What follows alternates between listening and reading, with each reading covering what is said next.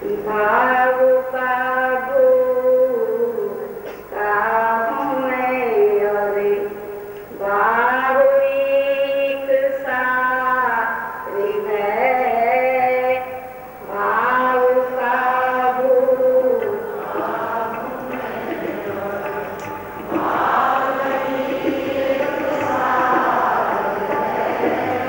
भाव का भूखा हूँ मैं अरे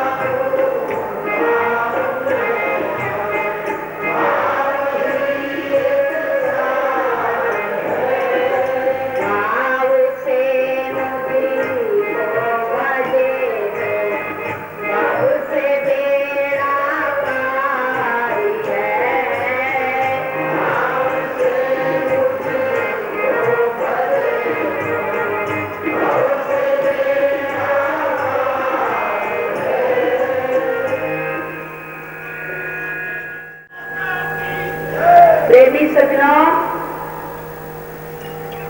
जहां जहां मैं प्रोग्राम में गई और जो लोग मैंने प्रेमनगर में बुलाए वो सब आए हुए। पहली मैं नागपुर गई। नागपुर का जन समाज देखे तो इतना टिड्डी दल के तरह उमड़ पड़ा है। मैंने कहा भाई इतनी पब्लिक है कैसे है, यहाँ तो महाराज जी भी नहीं आए हैं।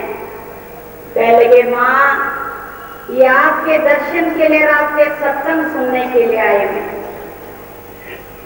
लोग बड़े दूर दूर से इस तरह से उमड़ा हुआ था, वहां सिर दिखाई दे रहे। और जितनी वहां पब्लिक आई, वहां के गुजराती बड़े बड़े सेठ मेरे लिए कारों में कार लाए अपने लिए, मेरे लिए। कहने लगे माँ इतना जन समाज को महात्मा जी भोजन करा रहे हैं, यहाँ तो इतना मोटो बर्तन ही नहीं है। ये इतनी पब्लिक अभी पहली गति आई, साधु संत आए, राजनीतिक नेता आए, पर इतनी पब्लिक नहीं आई इतनी अभी तक। उसके बाद मैं हैदराबाद गई, बेंगलोर गई, फिर मैं नेपाल गई, बहुत से जगह गई जहां जहां जिज्ञासु भक्त थे, जिनको हम ज्ञान देना नहीं चाहते थे। हमने कहा इनको ज्ञान की प्यास है कि नहीं है। हमने कहा बैसाखी के पर्व में आना, आप लोग गंगा भी तरोगे, गंगा में भी डुबकी मारोगे, और वहां सत्संग रूपी गंगा भी बहेगी, उसमें भी आप डुबकी मारोगे तो आप हंस बन जाओगे। आपकी बोली, भाषा, व्यवहार सब जब ज्ञान अंजन आ जाता है, ज्ञान अंजन सतगुरु दिया, अज्ञान अंधेर विनाश, और है कृपा से संत बेटिया नानक मन प्रकाश। मैंने कहा तुम आना वाना, सत्संग रूपी गंगा में भी डुबकी मारोगे, और सामने हमारी गंगा बह रही, यही हर की पौड़ी से आती है। इसी में दान कृपण सब होता है। तो इसीलिए हमने आश्रम नीचे बनाया कि नीचे ऊपर का पुण्य आएगा तो हम नीचे पहली प्राप्त कर लेंगे। बता, इसलिए इतना बड़ा घाट बनाए, भक्त ने घाट बनाया, और उसका सभी प्राप्त करते उसका आनंद। तो वही गंगा है ये जो हर की पौड़ी से आ रही है, और ये क्या कहते हैं, ये हमारे प्रेमनगर आश्रम में आ रही है। तो आप लोग देखो गंगा में कबीरदास कहते हैं गंगा के नहाने से कौन नर तर गए, मीनों न करे जाको जल ही में बास है। शंख के धुनी बजाने से कौन नर तर गए, गधा न तरे जाको शंख ही सुर है। जटा के बढ़ाने से कौन नर तर गए, नार मोरू न तरे जाको 2.5 हाथ लंबो पूज है। धुनी के रमाने से कौन नर तर गए, आपको कहे नारियों के लिए गैस है, पर वो भी खतरनाक गैस है, बताना। नारी न तरे जाको चूल्हे ही में बास है, कौन नर तरेगा जिसके हृदय में हरि हरि का वास होगा, बताना। वही नर तरेगा। इसलिए देखो इस समय हम दोनों पड़ों में हैं। ये तरफ तो हमारा हम लोग भक्त लोग हैं, एक तरफ ज्ञानी अज्ञानी सभी देखो धर्म के मार्ग में सब झूल रहे हैं, बताना। बड़ी घड़ी संकट की आई है इस समय, और ये संकट की घड़ी किसने बनाई है, ये मनुष्य बनाता है, इसको भगवान नहीं बनाते हैं। बहुत से लोग कहते हैं ये भगवान ने ही हमको बनाया, उन्हीं का दिया हुआ कर्मों का हमारा फल है, वही हमको बुआ, गलत बात है। भगवान कभी गलत काम नहीं कराता है, भगवान सही काम कराता है, समझे। भगवान पर कोई दोष मत दें, ये हमारी करनी का फल है। जैसे हम करनी करेंगे, देखो हमारे हंस जी महाराज ऐसा व्यक्ति, आप कहोगे माता जी का कुछ स्वार्थ होगा, ऐसी बात नहीं है। वो बड़ा विद्वान था, बड़े बुद्धिवादी थे, पर वो आध्यात्मिक मार्ग में इस चकाचौंध के चमत्कार में आध्यात्मिक मार्ग को उन्होंने क्यों अपनाया, बताइए। क्यों उन्होंने ये गली गलियों में नारा लगाया कि ना नाम को जानो, नाम से तुम भवसागर से तर जाओगे, बाकी कोई चारा नहीं। वो बहुत चंड थे, ऐसी बात नहीं, समझे। और जब देखो उनका मंदिर बना हुआ है और मैं भी रात दिन उनके मंदिर में फूल चढ़ाती रहती और कर्म न करती तो इतना जन समाज यहाँ नहीं आ सकता था। कर्म प्रधान विश्व रचना का एक कर्म का फल है। देखो ऐसी बात नहीं, मैं सब कुछ देखती हूँ, अपनी गाय बच्ची खेती पाती सब देखती हूँ मैं बताना, और अपना घर भी देखती हूँ और आप लोगों के सामने भी मैं हाजिर रहती हूँ। ऐसी बात नहीं, जो भी त्योहार आते हैं मैं अपने घर छोड़ के तुम्हारे पास आ जाती हूँ। आप बताए, कर्म में सबसे बड़ी शक्ति है और कर्म के ही कारण से तुम अंधकार में डूब रहे हो।